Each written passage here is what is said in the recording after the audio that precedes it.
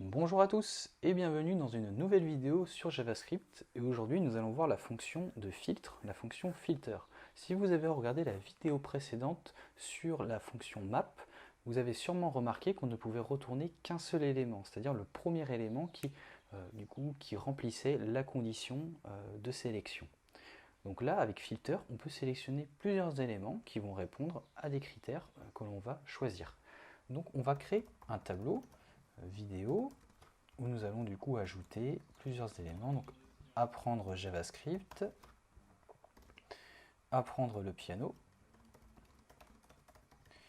Je vais rajouter un peu plus d'éléments que dans les vidéos précédentes. Vidéo de football.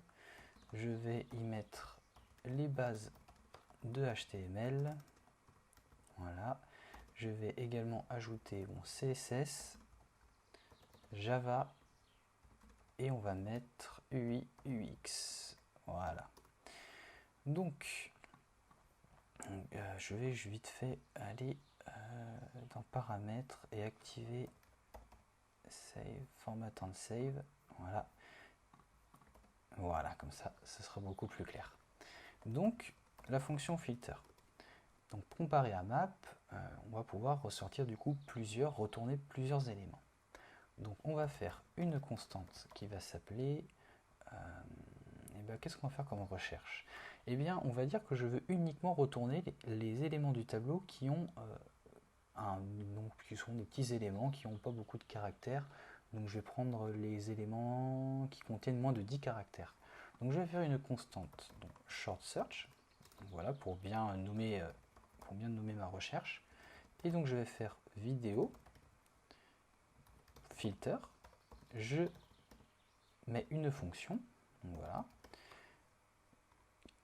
chaque vidéo en paramètre, et je vais faire un return de la vidéo .length qui contient moins de 10 caractères. Je vais ensuite faire un console log de short search et on va voir ce qui m'est retourné. Voilà, CSS, Java, UI, UX m'ont été retournés, soit les éléments qui remplissent cette condition. Donc voilà, un filter est une fonction très simple, mais très puissante. Alors un autre exemple que je vais vous montrer avec un tableau d'objets. Ça va permettre de varier un petit peu. On va créer une constante jeu et on va créer un tableau qui va contenir des objets, donc avec des accolades. Il va prendre du coup une propriété titre, et là je vais mettre par exemple Mass Effect, voilà, et il prendra une autre propriété note. Voilà. Je mets des notes au hasard, je ne donne pas d'avis, je ne donne que des avis objectifs sur les jeux. Si je mets une note un peu basse, c'est uniquement dans le cadre de cette vidéo. On va mettre League of Legends, mettre 6. On va mettre, Last of Us,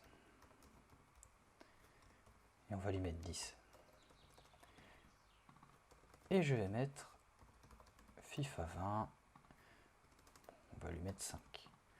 Et moi je veux retourner uniquement les éléments qui ont une note, une très bonne note. Donc on va faire une constante, on va appeler iRating. Je vais faire games filter. Donc on va reprendre une fonction qui contient chaque jeu. Donc je vais faire un console log de games, juste pour afficher, au final, est-ce que je peux faire game? Voilà, de game, pour uniquement afficher du coup les éléments du tableau, donc les objets, et je vois que je peux influencer sur note. C'est-à-dire que si je fais game note, je vais afficher uniquement les notes. Et moi, c'est ce que je vais faire. Je vais utiliser uniquement la note pour afficher les éléments, donc les jeux de ce tableau. Donc je vais faire un return de game.note et je vais prendre les jeux qui sont supérieurs à la note 9. Donc je prends vraiment les meilleurs jeux. Et je fais un console log de iRating. Et là, ouais, c'est bon.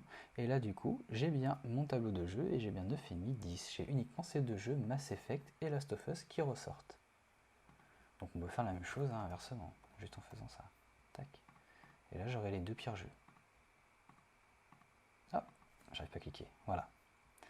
Donc voilà, c'est tout pour cette vidéo sur la méthode filtre, méthode filter. Donc si elle vous a plu, n'hésitez pas à mettre un petit pouce bleu, à vous abonner à la chaîne, à laisser un commentaire si vous avez des remarques ou des questions. Et je vous dis à bientôt dans une prochaine vidéo.